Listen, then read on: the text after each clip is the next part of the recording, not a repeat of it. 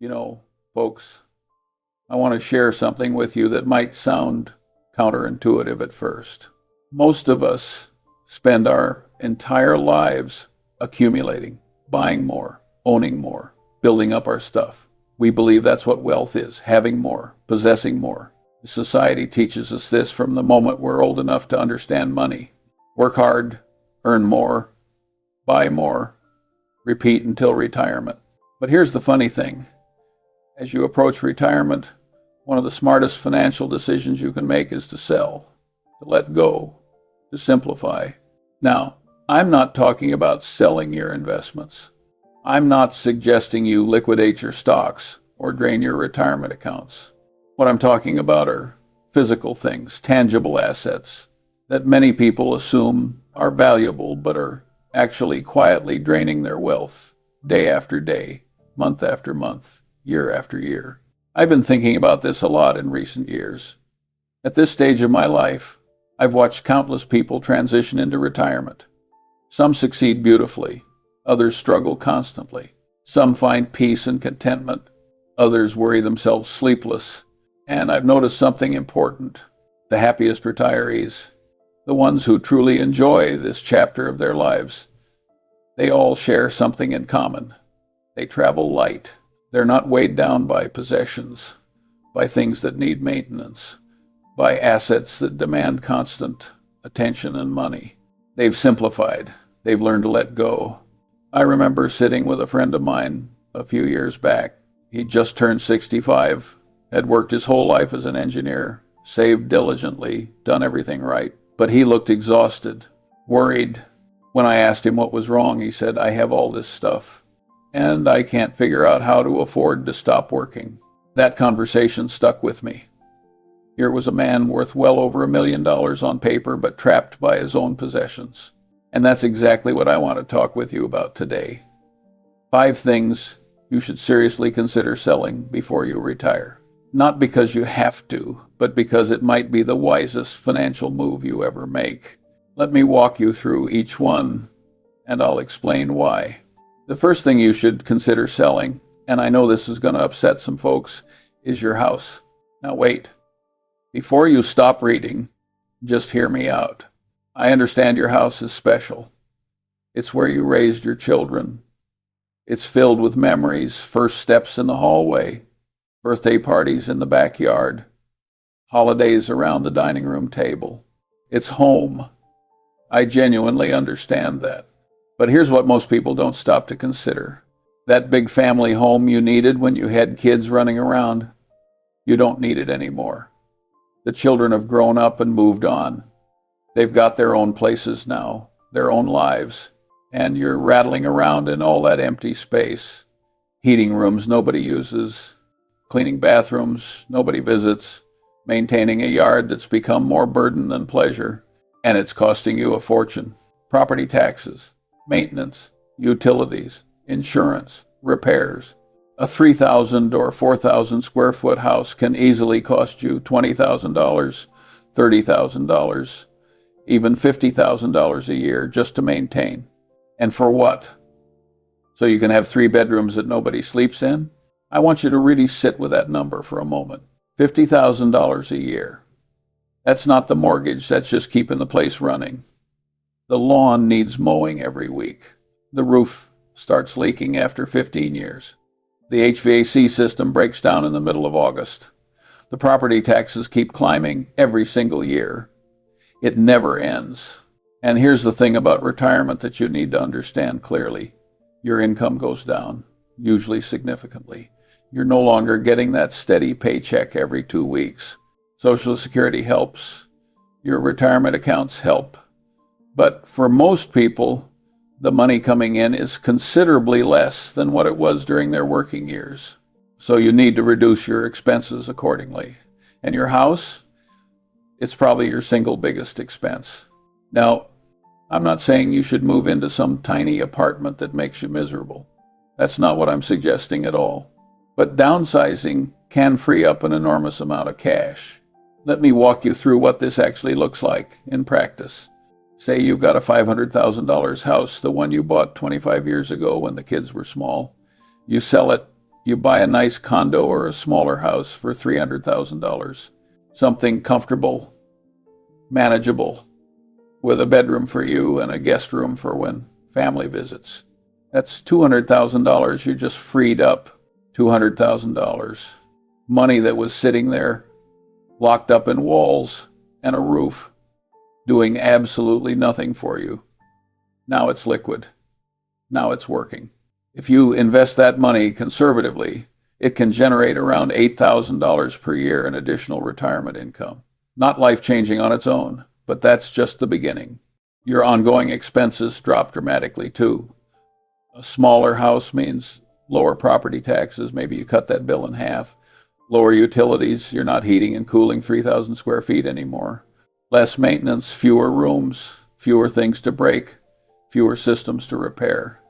You might save another $10,000 or $15,000 a year just in housing costs alone. So let's add it all up. Between the freed up capital generating income and the reduced expenses, downsizing your house could be worth $20,000 to $25,000 per year to your retirement. Let that sink in for a moment. $20,000 to $25,000 every year for the rest of your life. That's huge. That could be the difference between a comfortable retirement and a stressful one. The difference between saying yes to that trip to see your grandchildren and saying we can't afford it this year. The difference between sleeping peacefully and lying awake at 3 a.m. worrying about money. Now, I know what you're thinking, but I need space for when the grandkids visit. I hear this all the time, and I understand the impulse you want your home to be the gathering place, the way it always was. But let me ask you something. How often do they actually visit? Be honest with yourself. A few times a year, right? Maybe a few weeks total, if you're lucky. So here's the real question. Is it worth spending $30,000 a year to maintain space for a few weeks of visits? Think about that. $30,000 divided by, let's say, 4 weeks of visits. That's over $7,500 per week you're paying just to have those extra bedrooms available. You could rent a beautiful vacation home for the whole family for a fraction of that cost. Or consider this. You could downsize, save all that money, and use some of it to rent a bigger place when everyone comes together for the holidays. A nice Airbnb with enough room for everyone. Or you could use some of those savings to help pay for the grandkids to come see you more often, cover their flights, take them somewhere special. You'd probably end up seeing them more, not less. When you actually sit down and do the math honestly, keeping the big house rarely makes financial sense. The numbers just don't work out. Now, I'm not saying everyone should sell. I want to be clear about that. If you're genuinely emotionally attached to your home and you can comfortably afford it, truly comfortably, without stress, without stretching, that's perfectly fine. Some things are worth paying for. Home means different things to different people, and I respect that. But if money's tight, if you're worried about retirement income, if you're lying awake at night wondering whether you'll have enough, then selling that big house should be at the very top of your list. I've met too many couples over the years who clung to houses they no longer needed, houses that were slowly bleeding them dry, and then they were forced to sell in a hurry a few years later when finances became too strained. They sold under pressure, got less than they could have, and spent those years stressed and anxious when they should have been enjoying their retirement. Don't let yourself end up in that situation. Be proactive. Plan ahead. Look at your numbers honestly. And if the math says it's time to downsize, be willing to let go. The memories will come with you. The peace of mind that comes from financial security, that's priceless. The second thing you should consider selling, and this one's often easier to part with, is your extra vehicles. Let me tell you about a man I met several years ago. Retired executive, early 70s, beautiful home, lovely wife, by all accounts a successful life, but he had 5 cars in his garage. 5. A Mercedes sedan he drove to dinner parties. A BMW SUV for road trips they rarely took anymore. a Porsche he bought to celebrate his 60th birthday, a pickup truck for projects that mostly sat there gathering dust, and his wife's Lexus. When I asked him about them, he got this look on his face, half pride, half exhaustion. I worked hard for these, he said. I earned them. And he had. No question about it. But here's what he hadn't calculated. Those 5 cars were costing him nearly $15,000 a year. Insurance on 5 vehicles, especially the sports car, ran close to $6,000 annually. Registration fees added another $1,000. Maintenance, oil changes, tires, batteries, the occasional repair, easily another $4,000 to $5,000, even though 3 of those cars barely moved. And every single day, every one of those cars was losing value. The Porsche he'd paid $85,000 for, worth maybe $50,000 now, and dropping. I asked him a simple question. How many of these cars do you actually drive in a typical week? He thought about it. 1, maybe 2. So you're paying $15,000 a year to store 3 cars you don't use. The look on his face told me he'd never thought about it that way. How many cars do you really need in retirement? 1, maybe 2 if you're a couple and you both need to get around independently. But you're not commuting anymore. You're not driving to the office 5 days a week. You're not shuttling kids to soccer practice. Your transportation needs have fundamentally changed. Your car collection should change too. So here's what I recommend.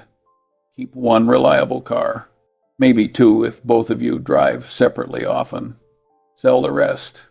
That money could be $20,000, $30,000, $50,000, depending on what you're selling. Put it to work. Invest it. Let it generate income for you instead of generating repair bills and insurance premiums. And the money you save on insurance and maintenance every year, that's real money too. Maybe $3,000 to $5,000 annually that you can redirect toward things that actually matter to you.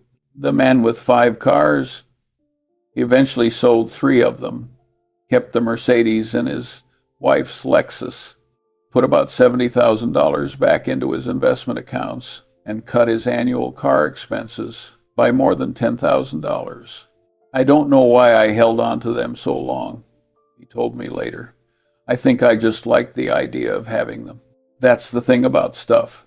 Sometimes we don't even enjoy it anymore. We just like the idea of it, the status of it, the memory of what it meant when we first got it.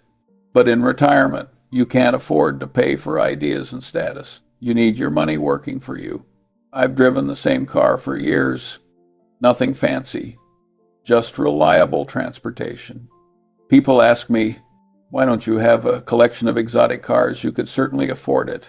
And I tell them, because I don't need them. A car gets me from point A to point B. That's all it needs to do. Everything beyond that is just ego. It's status. It's wasted money. Be practical. Be clear-eyed. 1 good car is enough. Sell the rest and let that money work for you instead of rusting in your driveway. The third thing to sell, and this one might surprise you, is your vacation home. I know. The lake house, the ski cabin, the beach condo. It's been in the family for years. The kids learned to swim there. You've got photos on the wall from 20 summers of memories. Believe me, I understand. But here's what I want you to think about carefully, and I want you to be completely honest with yourself. How often do you actually use it? Most people, when they really track it, use their vacation home maybe 4 to 6 weeks a year, sometimes even less, especially as they get older and traveling becomes more tiring. The rest of the time, 46 weeks a year, it's sitting there empty. But you're still paying for it every single month. Property taxes, insurance, utilities, yes. Even when nobody's there, you're paying something to keep the lights on and the pipes from freezing. Maintenance, maybe HOA fees, someone to check on it, someone to clean before you arrive. A vacation home can easily cost you $10,000 to $20,000 a year. I've seen people pay considerably more. especially in desirable locations where property values have pushed up taxes and insurance costs. So let's do some honest math. If you use that vacation home 6 weeks a year, that's 42 days. And you're paying, let's say, $15,000 annually for the privilege. That works out to about $360 per day. $360 every day you're there. You could stay in a really nice hotel for that money, a luxury resort even, or rent a beautiful vacation home whenever you actually want one, and someone else deals with the maintenance, the repairs, the property taxes, the worry about whether a pipe burst while you weren't there. But here's what really gets me about vacation homes. That property is probably worth a lot of money, maybe $300,000, maybe more. And that money is just sitting there, locked up in wood and shingles, and a view you enjoy 6 weeks a year. It's not working for you. It's not generating any income. It's actually costing you money every month. What if you sold it? Take that $300,000 and invest it wisely. Even with conservative investments, you could reasonably expect around $12,000 per year in income from that money, reliably, year after year, without fixing anything, without worrying about anything. That $12,000 is more than enough to rent a vacation home for several weeks every year, anywhere in the world you want. 1 year you're at the beach, next year the mountains, year after that maybe a villa in Tuscany. You're not stuck going to the same place every year just because you own property there. And here's something people don't talk about enough. Flexibility is worth something. When you own a vacation home, you feel obligated to use it. We should go to the lake house. We're paying for it. So you go even when you'd rather try somewhere new, even when you're tired of making the same drive. The property owns you as much as you own it. When you rent, you're free, completely free. Go wherever sounds interesting, stay as long as you want, leave the keys, and never think about it again. I understand the emotional attachment. I truly do. Those memories are real and precious. But here's something I've learned. Memories live in your heart, not in walls. You can make new memories anywhere. And in retirement, cash flow is king. That vacation home is eating up your cash flow. $10,000, $15,000, $20,000 a year. That could be supporting you instead of supporting a property. Consider selling. Take the money, invest it wisely, and rent when you want a vacation. You'll probably end up traveling more, not less. And you'll sleep better knowing that money is generating income instead of generating repair bills. The fourth thing to sell, and this one is critically important, is individual stocks that you're holding for emotional reasons. Now, I love stocks. I've built my fortune through stocks. So believe me when I tell you, this advice doesn't come from someone who doesn't understand the stock market. But I'm talking about something specific here. Something that destroys retirement plans more often than most people realize. A lot of people inherit stock from their parents, or they worked for a company for 20, 30 years and accumulated shares of that company through employee stock purchase plans, stock options, or 401k matches. And they hold on to that stock even though it may not be the best investment because it was dad's stock or because they feel loyal to their old employer. I get it. I really do. Selling stock your father left, you can feel like selling a piece of him. Selling shares in the company where you spent your career can feel like betrayal. But here's the reality, and I need you to hear this clearly.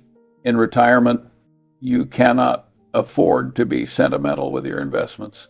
You need diversification. You need safety. You need income.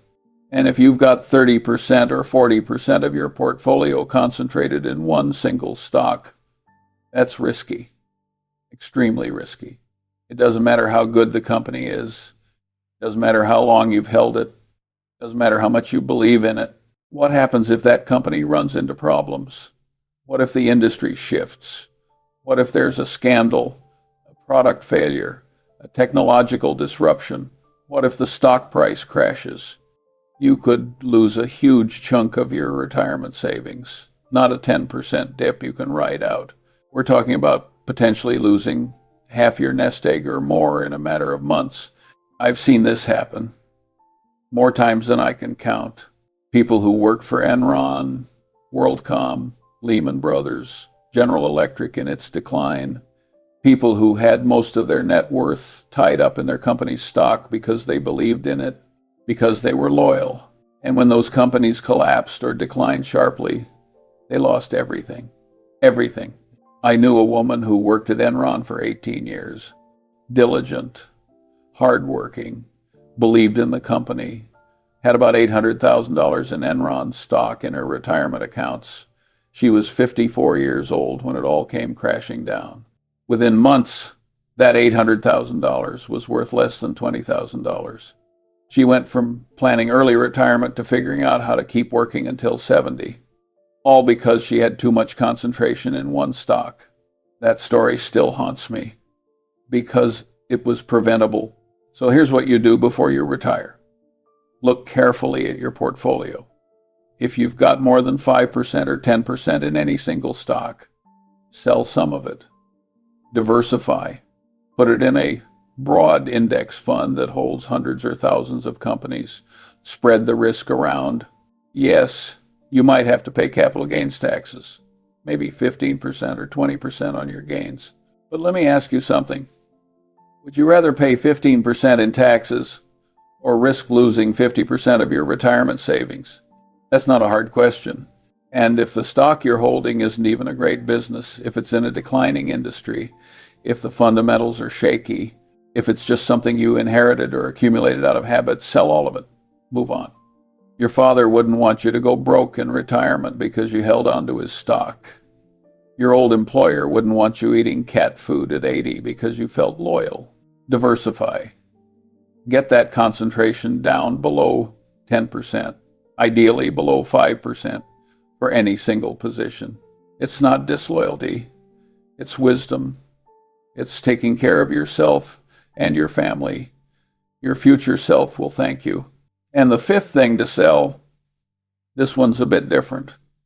Your business, if you own one. I want to tell you about two people I've known over the years, both business owners, both approaching retirement. Very different outcomes. The first was a man named Robert, owned a small manufacturing company, about 40 employees, built it from nothing over 30 years.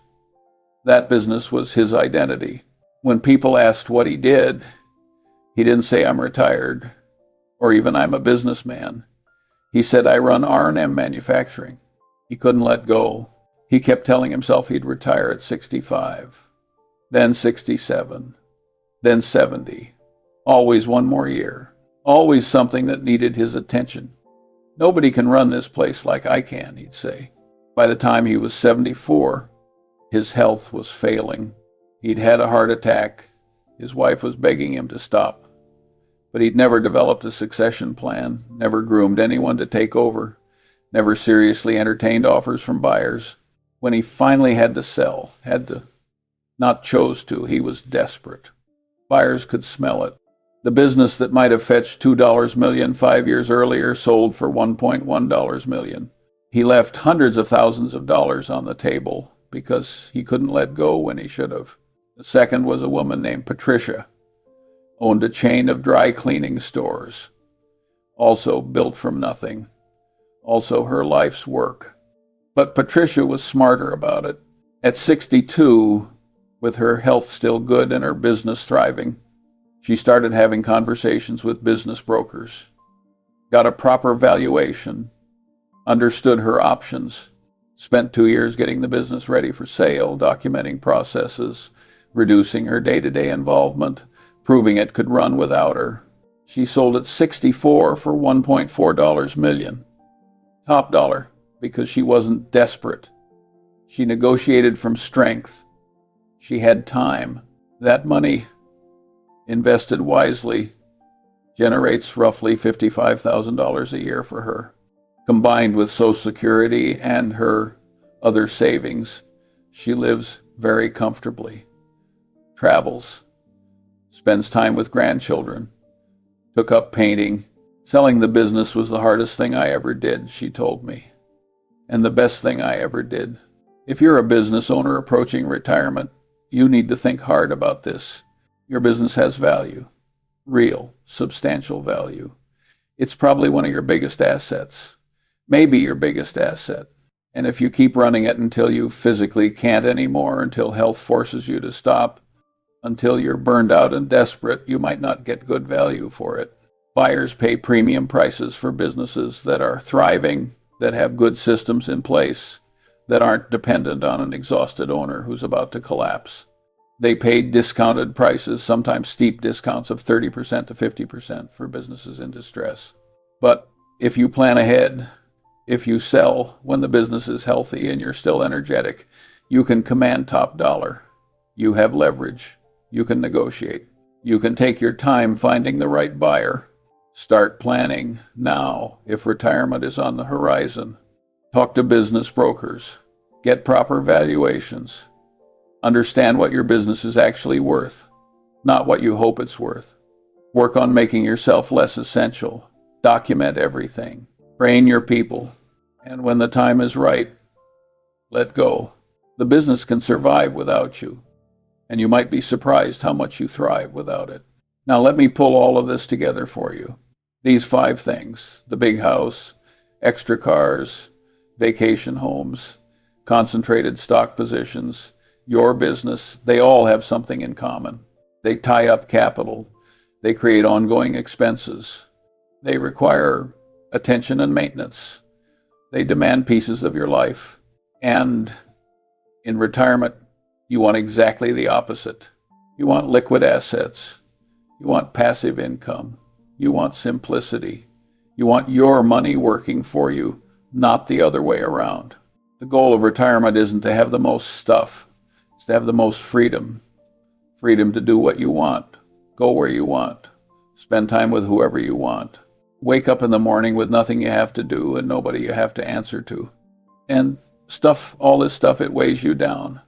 Every extra house is a property tax bill, an insurance policy, a maintenance worry. Every extra car is a registration, an oil change, a repair waiting to happen. Every complicated investment is something to monitor, something to stress about. But if you sell these things, if you convert them into simple income-producing investments, suddenly your life gets easier, your expenses drop, your income rises, and you can actually enjoy retirement instead of spending all your time and money maintaining things you don't really need. Let me give you one concrete example that brings all of this together. I know a couple, let's call them Mike and Susan. They were both in their early 60s, ready to retire, but convinced they couldn't afford it. Here's what they had: a big house worth about $600,000, the one they'd raised 3 kids in, way more space than they needed. 3 cars, including a sports car Mike drove maybe once a month. A vacation condo worth $250,000 that they visited 4 or 5 weeks a year. And Mike owned a small business, a printing company he'd run for 25 years. On paper, they were worth over $2 million, but they couldn't retire. They were actually stressed about money. How is that possible? Because all their wealth was locked up in stuff, and that stuff was expensive to maintain. Between the 2 properties, the 3 cars, and the business overhead, they were spending over $70,000 a year just keeping everything running. The business required Mike's attention 50 hours a week. They had assets but no freedom. I sat down with them and said, simply, you need to simplify. It took some convincing. Susan loved that house. Mike couldn't imagine not running his company. The vacation condo had been in the family for 15 years. But eventually, they did the math. And the math doesn't lie. They sold the big house and bought a nice condo for $300,000. Freed up $300,000. They sold 2 cars, the sports car and the SUV they rarely used. Freed up another $50,000. They sold the vacation condo for $250,000. And after a year of preparation, Mike sold the business for $600,000. Suddenly, they had over $1.2 million in liquid investable assets that they didn't have before. They invested that money thoughtfully in a diversified portfolio. The income it generates, somewhere around $48,000 to $50,000 per year, supplements their Social Security nicely. But here's the part that really changed their lives. Their expenses dropped by about $30,000 per year. No more property taxes on 2 extra properties. No more insurance on extra vehicles. No more business overhead. No more weekends spent worrying about the vacation condo's leaky roof. All told, their financial situation improved by close to $80,000 annually. More income and less expenses. They retired 2 years ago. Last I heard from them, they'd just gotten back from a month in Portugal. They rent a vacation place whenever they want to travel a different destination each time. Mike says he doesn't miss the business at all. Susan says she wishes they'd done it sooner. We thought all that stuff made us rich, Mike told me. Turns out it was keeping us poor. I know some of you are thinking, but selling means capital gains taxes. I don't want to give the government a chunk of my money. I understand that instinct. Nobody likes paying taxes. But let me reframe this for you. Paying taxes on gains isn't a bad thing. It means you made money. It means the asset appreciated in value. It means your investment was successful. That's a good problem to have. Yes, you'll pay 15% or 20% in capital gains taxes on your profits. On a $200,000 gain, that's $30,000 to $40,000 in taxes. Real money. I get it. But think about what you're getting in return. Liquidity, simplicity, reduced expenses, peace of mind, the ability to actually retire comfortably. Don't let the tax tail wag the investment dog. I've seen people hold on to things they should have sold years ago just to avoid the taxes. And they ended up worse off.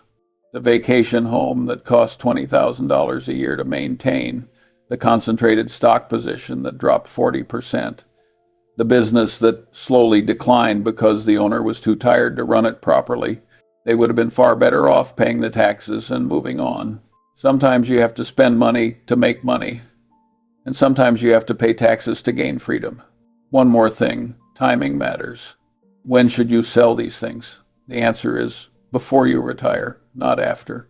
If you wait until after you've already stopped working, you might be in a hurry. You might need the money quickly. And when you're desperate, you don't get good prices. You take whatever offer comes along. You leave money on the table. But if you plan ahead, if you start this process a year or two before retirement, you can take your time. You can wait for the right offer. You can negotiate from a position of strength. Houses can take months to sell. Businesses can take a year or more to find the right buyer. Start early. Give yourself runway. The best time to begin is now. One more critical point. What do you do with the money once you sell? Because if you sell all these things and then just spend the money, blow it on an expensive trip, a fancy new car, gifts for everyone, you know you've accomplished nothing. Actually, you've made things worse. The goal is to convert stuff into income-producing assets. When you sell your big house and downsize, that freed up capital goes into investments, index funds, dividend-paying stocks, bonds, a balanced portfolio appropriate for your age and risk tolerance. Same with the vacation home, the cars, the business, all of it. That money needs to go to work for you, generating income, growing over time, supporting you for the next 20, 25, 30 years. That's how you transform stuff into freedom. Can you take a little for yourself, a nice trip to celebrate this new chapter? Sure. Maybe 5% or 10% for something special. You've earned it. But the bulk of that money needs to go into your retirement portfolio. That's the whole point of this exercise. Let me leave you with this. The happiest retirees I've known aren't the ones with the most stuff. They're not the ones with the biggest houses or the most cars or the vacation homes in 3 different states. They're the ones with the most flexibility, the most freedom, The ability to wake up each morning and decide what they want to do with their day without worrying about money, without being tied down by obligations and possessions. They travel light. I think about that friend I mentioned at the beginning, the engineer who couldn't figure out how to afford to stop working despite being worth over $1 million. It took him another 3 years to untangle himself from all his stuff. 3 years he could have spent enjoying retirement. Don't make that mistake. You spent 40 years accumulating, working hard, saving diligently, building up your assets. That was exactly the right thing to do during your working years. But now it's time for a different approach. Now it's time to simplify. 5 things to consider selling before you retire. Your house downsize, free up that equity, reduce those expenses. Your extra cars, keep what you need, sell what you don't. Your vacation home, convert it to liquid assets that work for you year-round. Concentrated stock positions, diversify, protect yourself, sleep better at night. Your business, capture its value while you can, on your terms. These moves, taken together, could improve your financial situation by tens of thousands of dollars per year.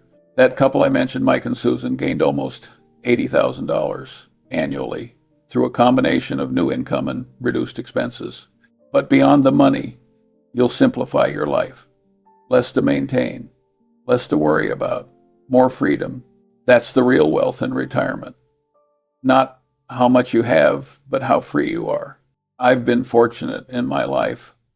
I've accumulated significant wealth, but I've never let it weigh me down. I've never let possessions complicate my existence. I still live in the same house I bought in 1958. Nothing fancy, nothing complicated. And that simplicity has given me freedom to focus on what I love, on what matters. That's what I want for you in retirement too. So don't be afraid to let go. Don't hold on to things just because you've always had them. Be willing to sell, to simplify, to lighten your load. Your future self will thank you. This isn't about having less. It's about having what matters. And in retirement, what matters most isn't things at all. It's experiences, relationships, time. Sell the stuff. Keep what matters. And remember, the best things in retirement aren't things at all.